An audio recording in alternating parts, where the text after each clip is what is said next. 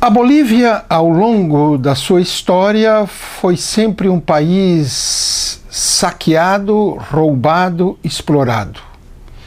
Se nós alongarmos a vista para os 300 anos de colônia, vamos ver que a prata de Potosí embelezou a Europa. Tanta prata roubada que calcula-se que se poderia fazer uma ponte de prata até a Europa.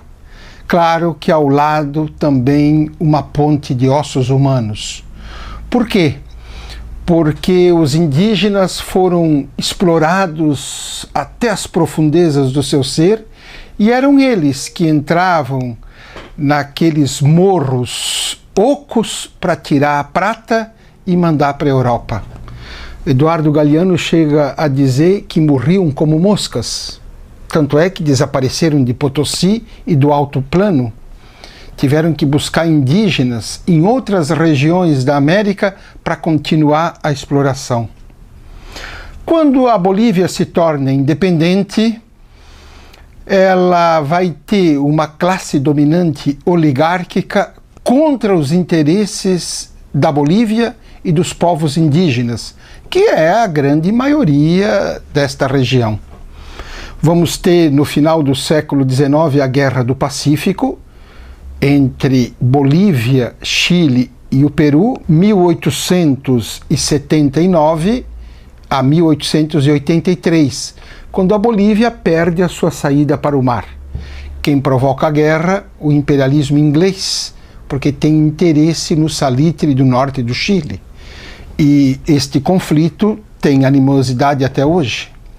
Logo em seguida vem o Tratado de Petrópolis, 1903, quando o Brasil tira da Bolívia não só o Acre, mas uma região limítrofe com o Mato Grosso. São 480 mil quilômetros quadrados.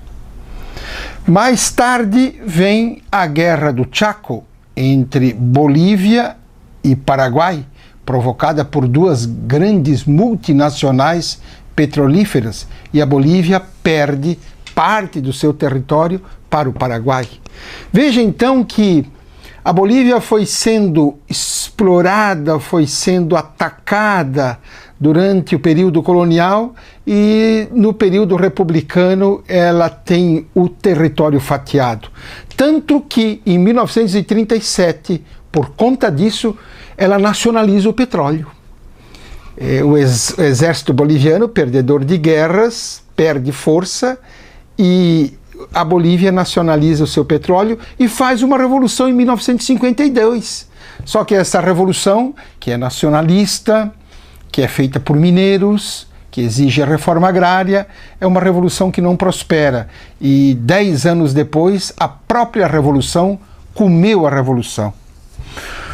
Portanto, é uma história dura, pesada ao longo dos séculos. O governo de Evo Morales, de 2006 a 2019, é o governo que recupera a soberania e a expectativa de que o povo indígena possa voltar a reescrever a sua história.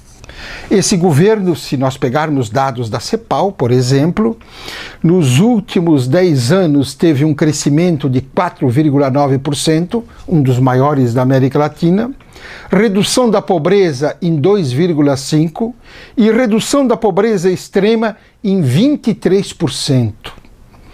Nacionalizou os hidrocarburos, principalmente petróleo e gás, o que significou recursos para o povo boliviano, tanto que a primeira medida é aumentar o valor das pensões, soberania alimentária, redução do analfabetismo de 13,3% em 2006 para 2,4% em 2018. Portanto, a Bolívia quase que um território livre da América no que toca ao analfabetismo, mais participação das mulheres nas atividades políticas, econômicas e laborais, reconhecimento e valorização cultural do povo indígena, tanto é que a Constituição discutida, debatida e votada pelo povo cria o Estado plurinacional, pluriétnico e pluricultural e adota na Bolívia dois modelos econômicos, o capitalista clássico e o ayllu. Veja então que há um avanço muito grande de 2006 a 2019. No entanto, este governo é derrubado pela oligarquia, principalmente de Santa Cruz de la Sierra. O que isso nos ensina? Que não bastam mudanças radicais, é preciso saber defendê-las. Como? Florestan Fernandes fala que fazer uma revolução até é fácil, o difícil é mantê-la. O que faltou ao governo de Evo Morales? Reeducar as Forças Armadas, preparar e organizar o povo, fazer com que as organizações populares tivessem acesso a armas, se preciso fosse, para defender o Estado plurinacional. A gente tem que aprender com Cuba, que fez uma revolução, o povo está preparado para defender a sua revolução, e no caso de invasão, o povo sabe aonde buscar as armas para atacar o inimigo externo. E, inclusive, se há algum aventureiro dentro de Cuba, ele sabe que o povo está organizado. Por isso, faltou ao governo de Evo, obviamente, a reeducação das Forças Armadas. Quero lembrar que as Forças Armadas latino-americanas, depois da Segunda Guerra Mundial, foram educadas pelas escolas dos Estados Unidos, pela Escuela de las Américas do Panamá e pela Escola Superior de Guerra do Brasil, dentro da ideologia de segurança nacional. José Comblain, no seu clássico livro Ideologia de Segurança Nacional, mostra que de 1945 a 1971, 70 mil militares latino-americanos passaram pelas escolas de Washington e pela escola do Panamá e pela escola do Rio de Janeiro, aprendendo a defender os interesses do imperialismo. E alunos famosos como Augusto Pinochet, Jorge Rafael Videla, Golbery Couto e Silva. Então, é fundamental que as Forças Armadas sejam reeducadas, nacionalizadas e, além disso, que elas tenham um contrapeso durante um processo revolucionário, organizações populares com acesso a armas. O golpe de Estado dado na Bolívia é um golpe gestado em Santa Cruz de la Sierra, que é o centro do fascismo na Bolívia. Ali estão os croatas, os fazendeiros, a liderança da meia-lua, aqueles que querem quebrar, inclusive, o território da Bolívia, porque não suportam viver com tantos indígenas do altiplano. Se este golpe prosperar, o que a oligarquia de Santa Cruz de la Sierra entrega para os Estados Unidos? Em primeiro lugar, o lítio, depois o gás e o petróleo, depois a água para as multinacionais. Então, como eu caracterizaria este golpe boliviano? Em primeiro lugar, um golpe fundamentalista religioso, aonde o terrorismo miliciano pentecostal reacionário está por trás dele. Quero lembrar que o governo de Angola fechou 2.000 igrejas do Reino de Deus, porque elas atacam o governo. Eles dizem Deus acima de tudo e os militares com um crucifixo e o terço na mão. Portanto, é uma guerra perigosa que nos faz lembrar a guerra cristã que aconteceu no México entre o Estado laico e uma igreja católica fundamentalista.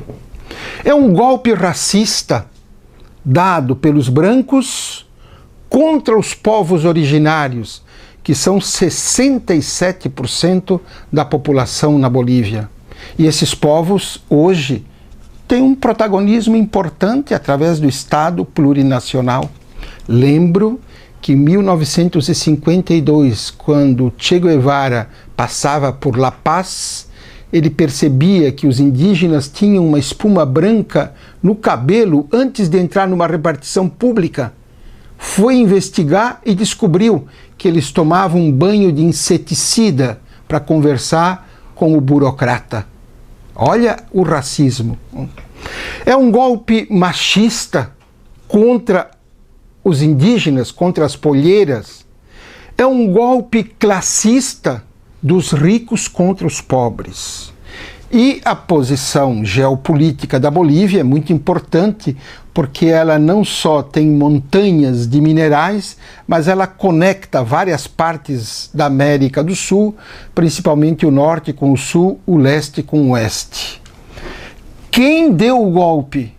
As Forças Armadas bolivianas, a polícia boliviana, a oligarquia de Santa Cruz de la Sierra, todos conectados com o imperialismo estadunidense e a Organização dos Estados Americanos fazendo esta ponte.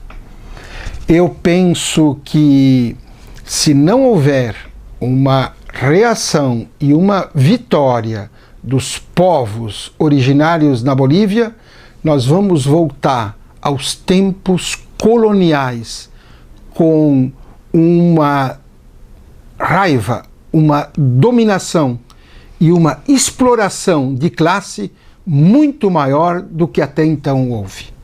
Portanto, como diz a Junta de La Paz, quando ela se tornou independente, guardar silêncio neste momento é uma estupidez. É preciso lutar.